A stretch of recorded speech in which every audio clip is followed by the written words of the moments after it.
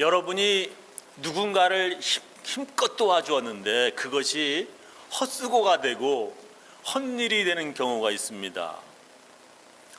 그보다 더 비극적인 것은 나도 어려운데 그런 어려운 중에 그래도 열심히 도와주었는데 그 도와준 일로 내 자신이 바보가 되는 경우도 있습니다. 그게 언제입니까? 그것은 도움받은 사람이 그게 감사한 것인지 모를 때입니다. 감사한 것인지 모르는 사람 돕는 일은 헛수고하는 짓입니다. 감사해야 할 것이 감사할 것이라 이렇게 기대한 나만 바보가 되는 것입니다. 왜 사람들은 이게 감사한 건지 모를까요? 감사를 왜 모릅니까? 생각하지 않아서 그렇습니다.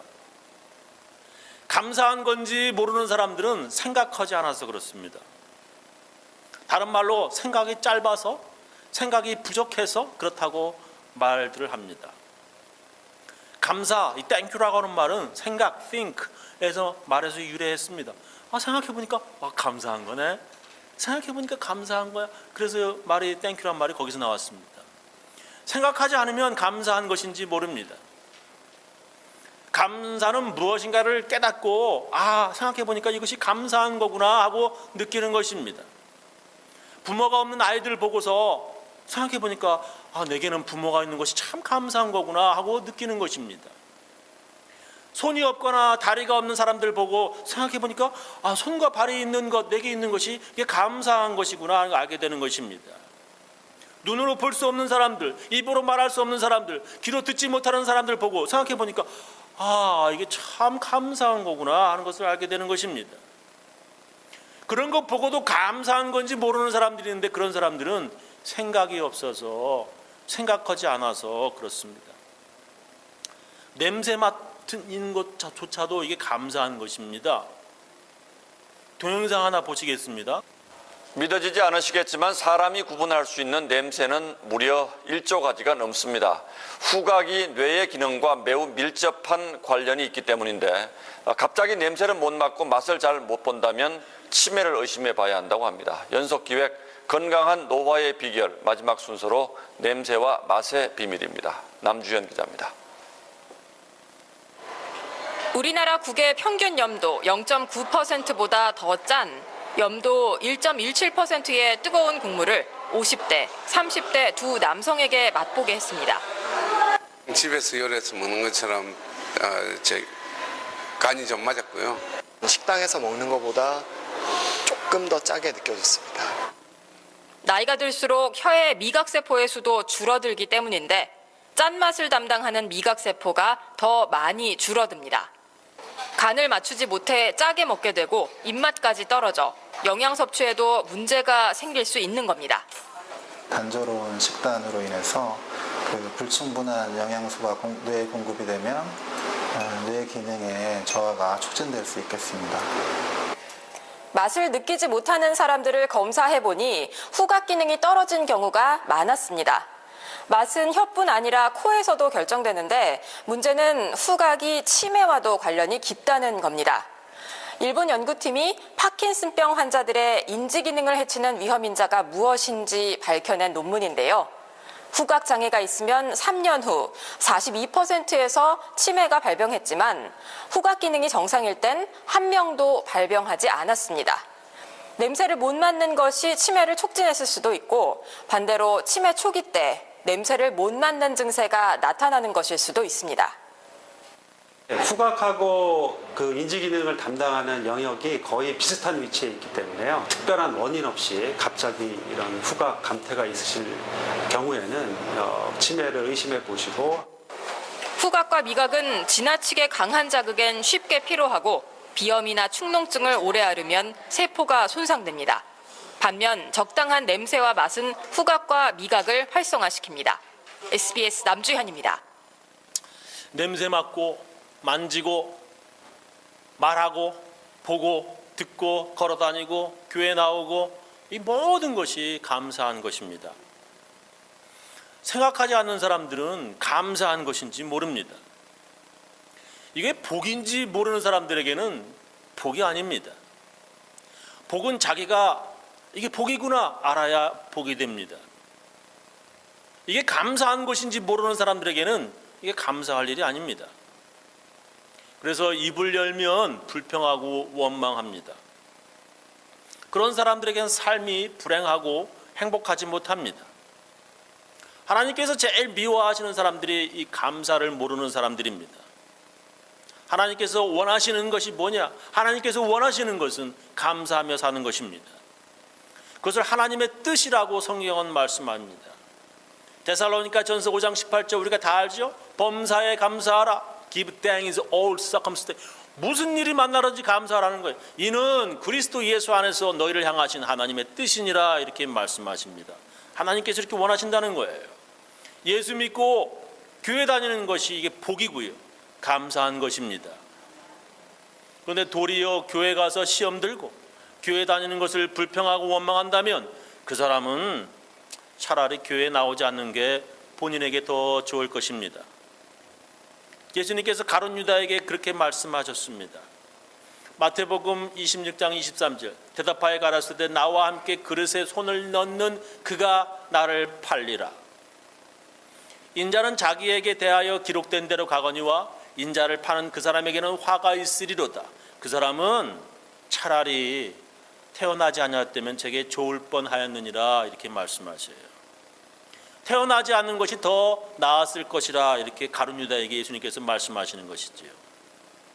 예수님의 제자가 되지 않는 것이 그 사람에겐 더 나았을 것이라는 것입니다. 그런 사람들이 바로 감사를 모르는 사람들입니다.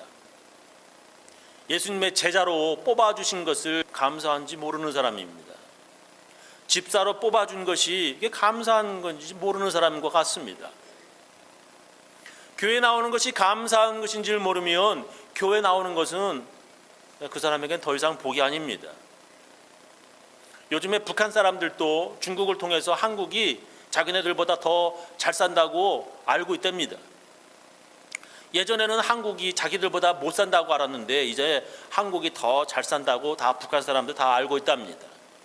북한에서 아무나 못 먹는 이밥, 쌀밥과 고깃국을 한국 사람들이 자주 먹는 것도 다 알고 있답니다. 그런데 그 북한 사람들에게 도저히 이해가 안 되는 것이 있답니다. 그것은 자기네들보다 더 잘 사는데 왜 자살하냐는 것입니다. 왜 자살합니까? 그렇게 먹을 것도 많고 잘 사는데 왜 자살하는지 북한 사람들은 이해가 안 된다는 것입니다. 그 이유가 뭐죠? 감사한 건지 모르기 때문에 그렇습니다. 감사하지 않은 사람들 때문에 다른 가족도 불행해집니다. 가족이 있다고 하는 것 이게 참 감사할 일입니다. 결혼해서 아이를 낳는다고 하는 것 이것도 정말 감사할 일입니다. 동영상 하나 또 보시겠습니다. 요즘 젊은 부부들 맞벌이하면서 자녀 낳아 키우기가 여간 어려운 게 아니죠. 특히 양육 부담으로 출산을 꺼리는 풍조가 만연하고 있는데요. 하지만 자녀가 많을수록 부모들의 삶의 질이 높고 특히 세 자녀를 둔 가정의 만족도가 가장 높은 것으로 조사됐습니다. 박광식 의학 전문 기자가 보도합니다.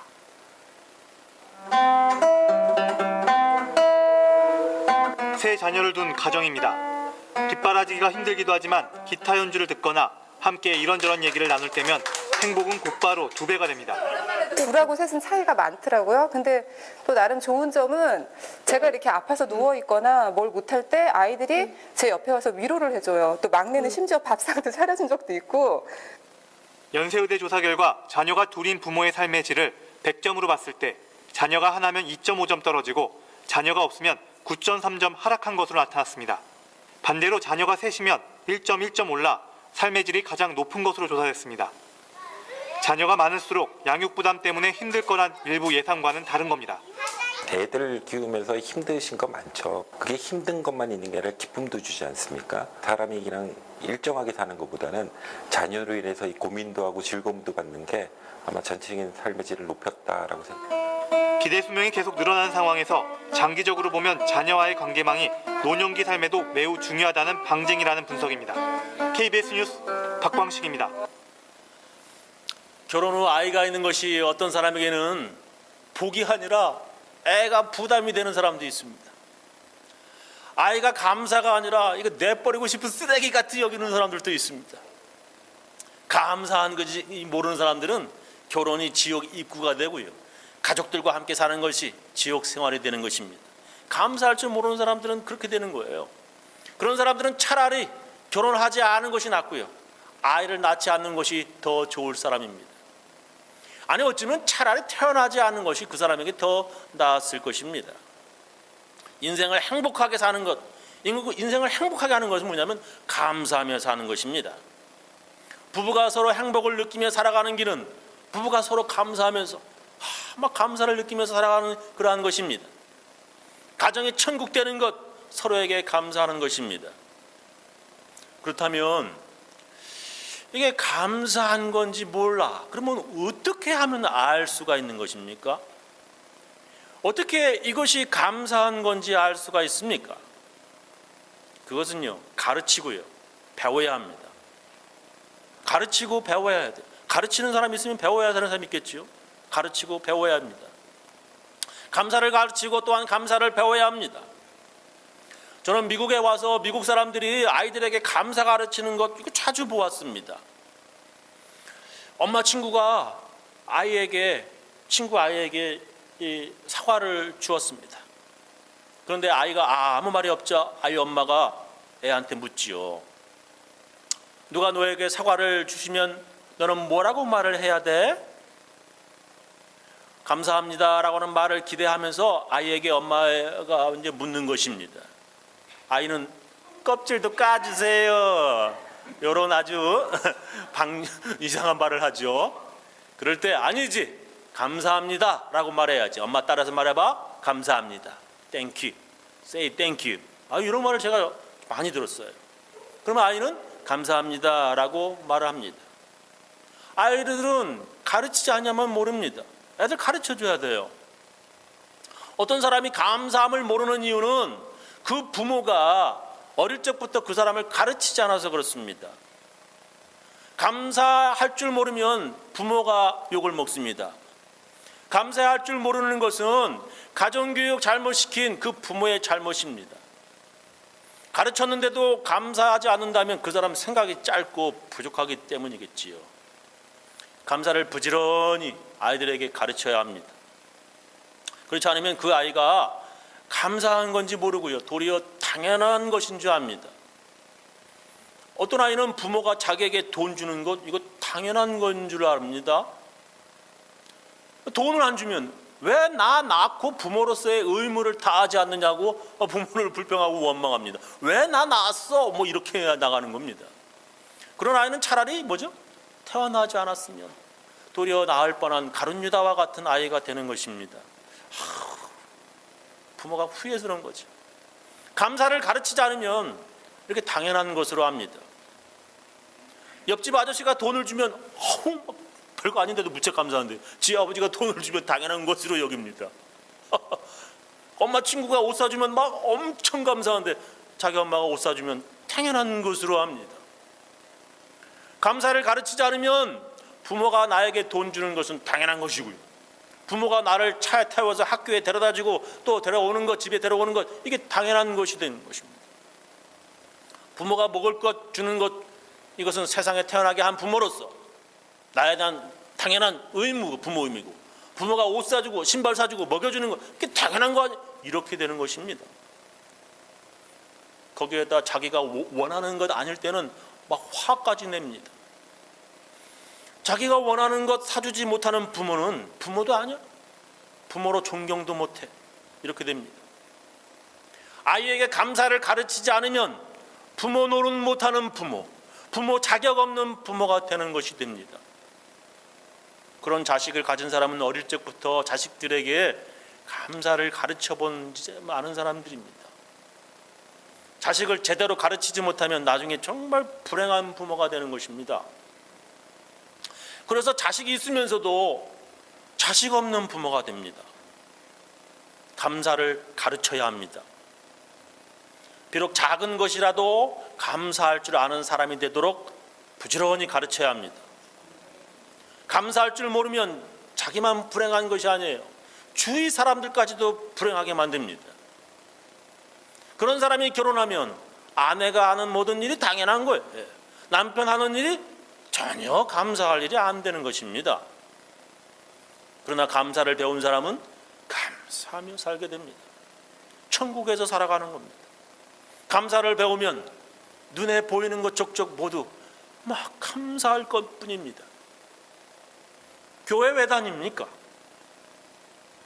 집에서 혼자 성경 읽고 기도하면서 예수 믿으면 되는데 왜 교회 다닙니까? 왜 학교 왜 다닙니까? 집에서 공부하고요, 도서관에서 혼자 공부하면 되는데 왜 학교 다닙니까? 그것은 훈련받기 위해서입니다. 혼자 자유롭게 공부하는 것보다도 학교에 다니면서 학교 규칙에 따르며 공부하는 이런 훈련, 학교에서 배우는 겁니다. 교회 다니는 것은 혼자 지 멋대로 신앙생활하는 것이 아니라 교회에서 목사님 지도 받으면서 신앙생활하는 훈련 받는 것입니다. 교회는 하나님께 예배 드리는 훈련을 받는 곳입니다. 교회는 하나님께 감사헌금 드리면서 감사의 훈련을 받는 것입니다.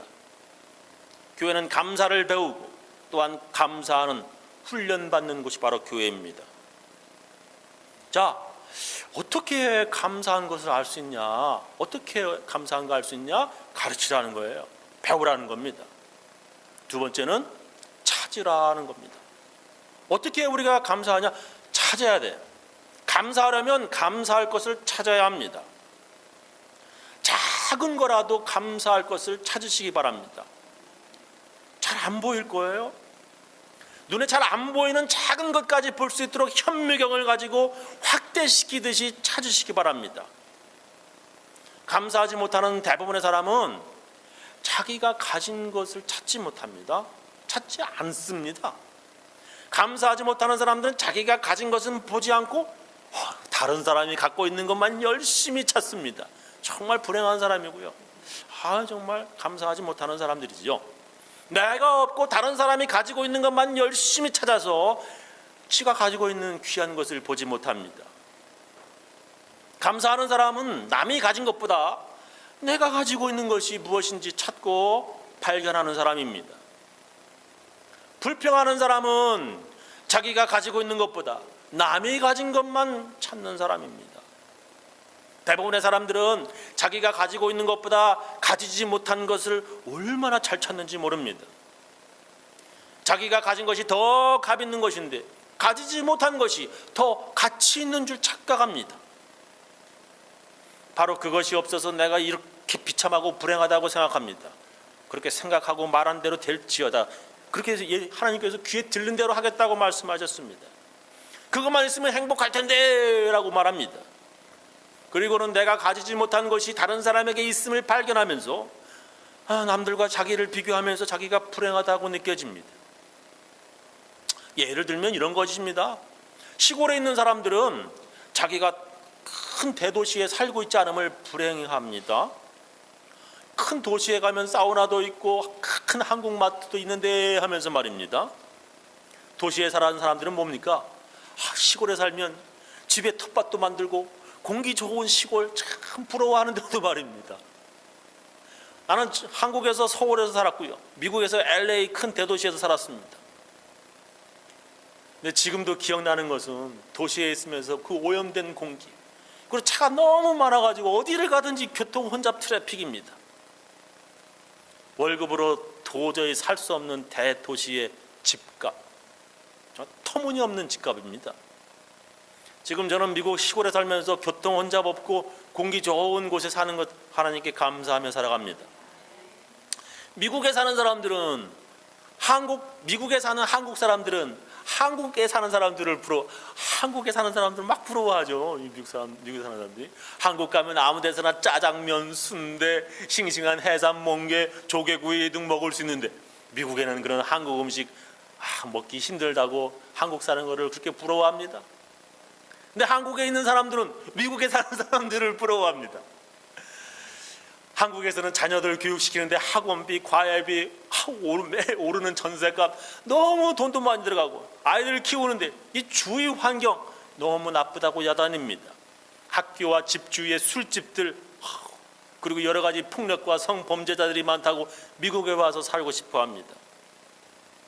어떤 사람들은 친구가 결혼한 것을 부러워해가지고요, 친구가 아내도 있고 아이들이 있는 거 부러워합니다. 밤에 집에 들어가면 아무도 없고 혼자 외롭다는 것입니다. 그래서 자기도 결혼을 했는데 이제는 부부싸움 하는 것이 지겨워서 친구 보니까 이혼했어? 친구가 이혼하고 혼자 자유롭게 사는 것을 또 부러워합니다. 대단한 사람이죠. 아이가 없는 사람들은 아이가 많은 사람을 부러워하고, 아이가 많은 사람은 아이 없이 속 편하게 사는 사람들을 부러워합니다. 아들 없는 사람들은 아들 있는 사람 부러워하고요, 딸이 없는 사람은 딸이 많은 사람을 부러워합니다. 자기가 가진 것 모르고 남 가진 것 부러워하면서 사는 사람들은 평생 감사할 수 없습니다. 자기가 가진 것에 만족하지 못하는 사람들은 행복한 삶을 살 수 없습니다. 오늘 우리가 함께 읽은 성경 말씀을 보면 예수님의 설교를 많은 사람들이 듣고 있었습니다. 근데 식사 시간도 이제 많이 지나서 해가 지는데도 사람들이 떠나지 않고 예수님 설교 말씀을 듣고 있었습니다. 그 주위에 사 먹을 가게도 없는 빈 들광야였습니다. 저녁 때가 되니 제자들이 예수께 다가와서 아뢰었다. 여기는 빈 들이고 날도 이미 저물었습니다. 그러니 사람들을 흩어보내서 제각기 먹을 것을 사 먹게 마을로 보내시는 것이 좋겠습니다 하고 제자들이 말했지요. 예수께서 말씀하셨다. 물러갈 필요 없다. 너희가 그들에게 먹을 것을 주어라. 제자들이 말하였다. 우리에게는 겨우 있는 게 빵 5개 하고 물고기 2마리밖에 없습니다. 제자들은 빵 5개와 물고기 2마리밖에 없다라고 하는 것입니다. 사람들 많은데 요거밖에 없다, 요거밖에 안 된다는 것입니다. 그러나 가진 것 발견할 때 놀라운 일이 시작되는 것입니다. 이때 예수께서 말씀하셨다. 그것들을 이리로 가져오너라. 그리고 예수께서는 무리를 풀밭에 앉게 하시고서 빵 5개와 물고기 2마리를 손에 드시고 하늘을 우러러 감사 기도를 드리신 뒤에 떼어서 제자들에게 주시니 제자들이 이를 무리에게 나누어 주었다. 예수님께서 가진 것을 발견하셨습니다. 그리고 예수님께서 제일 먼저 하신 것이 있습니다.